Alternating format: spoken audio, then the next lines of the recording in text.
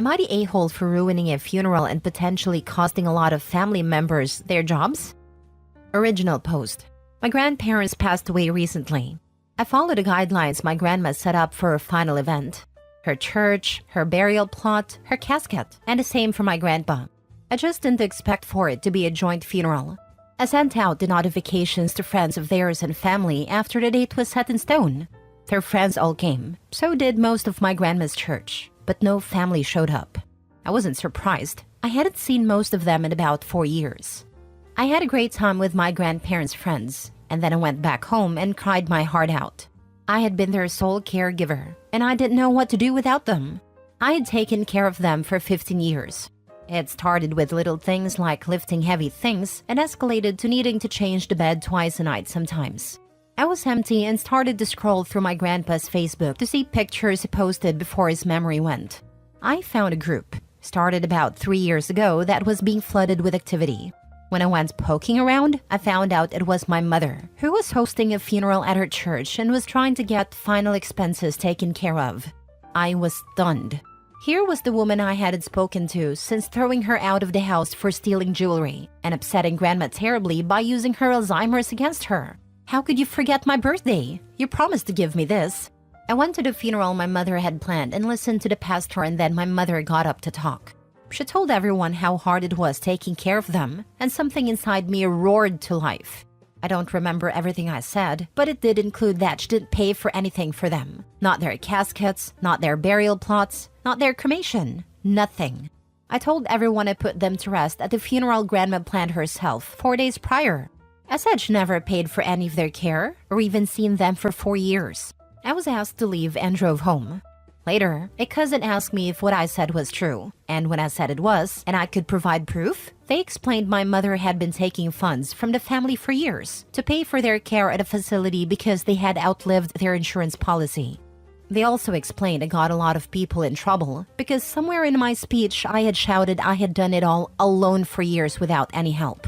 A lot of family members used my grandparents as an excuse to get out of work and had invited their co-workers to the funeral.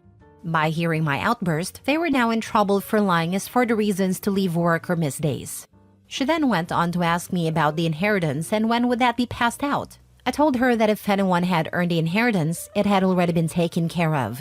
I thought I was in the right, but now I'm doubting myself after so many cousins and family members are calling me to tell me I handled it really poorly. Am I the a-hole? Did I handle this badly? Everyone's telling me I did. Now for the top advice before reading the update. Not a-hole. I'm honestly not entirely sure how you could have handled that better without being ignored. Your family members created these situations for themselves and now must deal with the consequences. I mean, most of it, not all of them, came to their actual funerals. You handled everything, both for their care over the last 15 years and in their passing. And that's probably been very hard for you, especially if you don't have any support yourself. I hope you do. Be kinder to yourself. You're grieving and will need some time to heal. None of the family members came to the funeral. Some of them I've excused in my head because of my mom's actions. She sent out messages to everyone that the location had changed due to issues with the size of the location. Grandma had picked out the location for her funeral, the same place she used to teach sewing lessons and run childcare teaching events. She loved that location. It was attached to her church. She didn't care what your question was. She'd answer it and help you solve it. Didn't know how to fix the seam of your jeans? She could help. Didn't know how to stop your baby from crying all night? She'd know. She ran a lot of services for her community that still stands strong today, one of which is the Early Days program at her church. Members sign up to visit new parents, do laundry, vacuum, dust, do dishes, cook a meal, watch the baby if the parents need to sleep. I'm so proud of her for the impact on our community she left. Your grandma was an incredible person. Condolences on your loss of both grandparents. Not a-hole. You told the truth. The truth exposed your mother's hypocrisy and how she was scamming the family for money. It also exposed the scams of those who were pretending to care. The term for this is poetic justice, and it was overdue. I'm still trying to figure out why they would lie about coming to help and not even bother to pick up the phone to call and check in with them. It makes no sense why they would use that as an excuse to me. What did they have to gain? A free day? They have dozens of other people they could have used, but they fixated on using my grandparents. Because using them made them look good. Oh, I need a day to take my elderly grandparents who have Alzheimer's to the doctors. Makes them look selfless and caring, and most employers would be more willing to overlook those days. Don't for a minute feel bad for those who got in trouble. They all dug their own holes. If they lost their jobs, that's on them for lying, not you for exposing their lies. Stop worrying about the people who didn't care and remember your grandparents and the good they did and the time you had with them. I'm sure they appreciated all that you did for them. Now for the update. Thank you all. I felt I was the a-hole because of how badly I reacted at the memorial service my mother held. It was very far out of character for me. I am usually very quiet and I don't talk too much often, much like my grandpa. I screamed at them. I cried, I waved my arms and made an absolute spectacle of my grief. I feel so embarrassed by how I argued and carried on. Several family members are asking questions and seem genuinely bewildered by the circumstances. This happened on Sunday and it's Friday now. I am still feeling as lost as I did at first. One of my uncles did lose his job. That was confirmed earlier. He had multiple schemes going on at his workplace, with a need for a medical lift bed for grandma, and got his coworkers to donate around $8,000 in total. The gossip queens that attended the funeral told everyone Monday morning, and by Monday afternoon he was in trouble with HR. This wasn't the only way he tried to earn funds. There are at least 2 others I know about from his son. His son, my cousin, is furious with his dad and my mom. He and several other cousins of mine are suing my mother for taking funds from them. They thought they were helping pay for 24-hour care at an assisted living facility. Every month, my mother was collecting between $2,000 and $9,000 from family members. She would lament to them how hard and soul-crushing it was to see such strong people just staring vacantly off into space. How they were unresponsive. But this wasn't true. My cousins apologized for not reaching out to me, but I'm not very close with anyone in my family. Some of you guessed it in the DMs, but yeah, I was an affair baby. I came out wrong, and my mother's husband divorced her over it. The people I was closest to growing up were my grandparents. It's bad enough that some of the cousins forgot I was a family member at all. It's a huge mess. They're apologizing, but I just don't want anything to do with them. Grandpa's business is not worth millions, but it pays the bills. It's a handyman company. My family is asking about the company, how everything is going there, and I'm putting up a stony face. It's not the family business. It's mine. Has been for years. All of the employees respect me because I treat them the same way my grandpa did. I do still mess up some things that they tease me for. It's a very friendly place to work. One of my grandpa's properties is just a fenced yard with covered storage for the different projects. It's right next to the business property, and it's just where we work on remodeling old RVs or turning vans into RVs. We have a few friends parked there too, but it's just a dirt lot with gravel, a fence, and a cover. There are some security cameras there and so far no issues. I thought I would give an overall update and just thank you all for the support. I felt so lost and I really did think I was the a-hole for exposing them. Jobs are important and hard to come by out here, and it's not just going to affect them. It's going to affect their partners, their children, and even their pets. I feel most guilty about who else exposing them affected. Thank you. I didn't really expect this to blow up like it did. I'm going to keep reading and responding to comments. Thank you all again. This has been so incredible. I was never supposed to be angry about anything, but seeing all the comments cussing out my family has been more cathartic than I can express. Thank you. I don't think nosy and gossip queens are fair judgments when what they did is alert coworkers that they were all scammed out of a collective $8,000. More than $8,000, since OP said that wasn't the only fundraising the uncle did at work. God knows how much he got away with in the end. I think someone will go to jail for that amount of fraud. I would love an update for the legal fallout. Next story. Am I the a-hole for telling extended family that my brother was an abusive piece of crap and taking his ex-wife's side in the divorce? My brother was married to Katrina for 8 years. He has a 10-year-old daughter from a one-night stand. Bio mom is not in the picture. Katrina's the only mom my niece, Elise, has ever known. She became a stay-at-home mom when Elise was 2, and they've been inseparable since. She wanted to adopt Elise, and Elise's bio mom wanted the adoption to happen, but her dad refused. When Elise was around 4, my brother started using her to control Katrina. If they'd argue or she wouldn't do what he wanted, he'd either hurt Elise or leave with her for weeks or months at a time, telling her she was never going to see Katrina again. Katrina wasn't able to do anything about it because she didn't have any rights to Elise. Katrina finally filed for divorce last year and my brother took Elise again. After a few months, CPS got involved and Elise was removed from his custody. Elise is temporarily staying with me while Katrina fights for custody.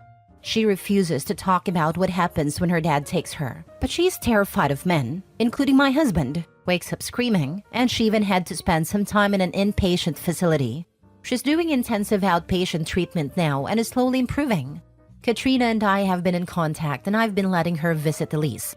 These visits are usually 4-ish hours at a time, maybe 4 days a week. She makes food for Elise, they lay on a couch and watch her favorite movies, she gets Elise to do some schoolwork. She kind of goes back to being Elise's mom during these visits. Extended family has been asking why Elise is staying with me and not her dad. My brother said it's because he travels a lot for work, but I wasn't going to lie to protect him. So I told the truth, that he is an abusive piece of shit that hurt his daughter to control his wife. Then word spread that Katrina gets to visit as much as she and Elise can handle, while he isn't allowed to see his kid. Now, immediate family, parents, grandparents, brother, are mad at me for airing his dirty laundry, spreading rumors, and taking his sexist side in all of this. Am I the a-hole? Now for the top comments. Not at all. You're definitely not the a-hole. You did the right thing by protecting Elise and standing up for Katrina. Your brother's actions were abusive, and someone had to speak up. It's great that you're providing a safe space for Elise and allowing her to reconnect with Katrina. Family might be mad, but Elise's safety and well-being come first. Not the a-hole at all, not even a tiny little bit. The best interest of the child always comes first. People should know so the good ones can protect her, and it will also become clear who can't be trusted. It's telling that many family members care more about family reputation than protecting a child. Those people are absolute trash in my opinion. I'm sorry to say OP because I know they're your family. You're a hero for taking care of and standing up for the child. So is her bonus mom. I call her that because she earned the title. That woman is incredible. Someone who uses her goodness against her like that doesn't deserve anything good in life at all. I like how they said sided with X and not sided with her abused grandchild. Are mad at me for airing his dirty laundry, spreading rumors. If brother didn't want his dirty laundry aired, he shouldn't have created it. CPS removed his child from his custody. He should be ashamed of what he's done. I hope there are legal consequences for him. It's not a rumor when it's true. You're never the a-hole for refusing to lie on someone else's behalf. You're never the a-hole for refusing to protect a piece of garbage. I'm so glad Elise has you in her life. There is a special place in heaven for people who save abused children. And a special place in hell for her brother. Last story. Am I the a-hole for blocking my parents after they pressured me to give up custody of my niece? I, 25 male, have been raising my niece since she was a year old. Her parents, my sister and her boyfriend, went to jail for drug abuse, and I stepped in to take care of her. Over the years, I've grown incredibly close to her. I even adopted her 3 years ago, and she sees me as her dad. Recently, my sister was released from prison and expressed a desire to regain custody of my niece. My parents are supporting her, arguing that my niece belongs with her biological mother. They acknowledge the mistakes my sister made, but believes she deserves a second chance to be a mother. However, I have serious concerns about my sister's ability to provide a stable environment for my niece. She has only been out of prison for a short time, and while she claims to be clean and ready to be a parent again, I'm worried about the potential for relapse and the impact on my niece. My parents have been relentless in their pressure, constantly calling, texting, and showing up at my place to argue this point. They accuse me of being selfish and holding on to my niece out of spite. The stress and conflict became unbearable, and I felt like they were not considering my niece's best interests, just my sister's wishes. In response, I decided to block my parents' numbers and social media accounts to create some space and peace for myself and my niece. Since then, they've been reaching out through mutual friends, accusing me of cutting them off and keeping my niece from her family. They're making me feel guilty for wanting to maintain a stable, loving environment my niece has known for the past 6 years. Am I the a-hole for blocking my parents and refusing to give up custody of my niece? Not the a-hole. If you access daycare/childcare, meet with the top leader and submit in writing that your daughter is not to be picked up by anyone but you. Her grandparents or her mother may attempt to do so. After it is submitted, a chat one-on-one with staff to ensure they have been updated. I admire your tenacity to do the right thing for your niece/daughter. You're writing suggestion you have legal custody, and I hope this status is true. Be sure to not hesitate calling the police, securing a protection order or other strategies should this situation escalate. You read your sister's situation correctly. She's likely on probation or parole. She may be clean, but she now will need to rebuild her life, secure housing, employment, transportation. Life stresses could be the reason she uses. This needs to be her rebuilding her lifetime. Continue to create and protect peace in your home. Best to you. Not the a-hole, but get an attorney. You and your niece need it. If OP has custody and can take extra steps to limit who has access to the child, what is the benefit of an attorney? Retaining fees are quite steep. I'm asking to learn.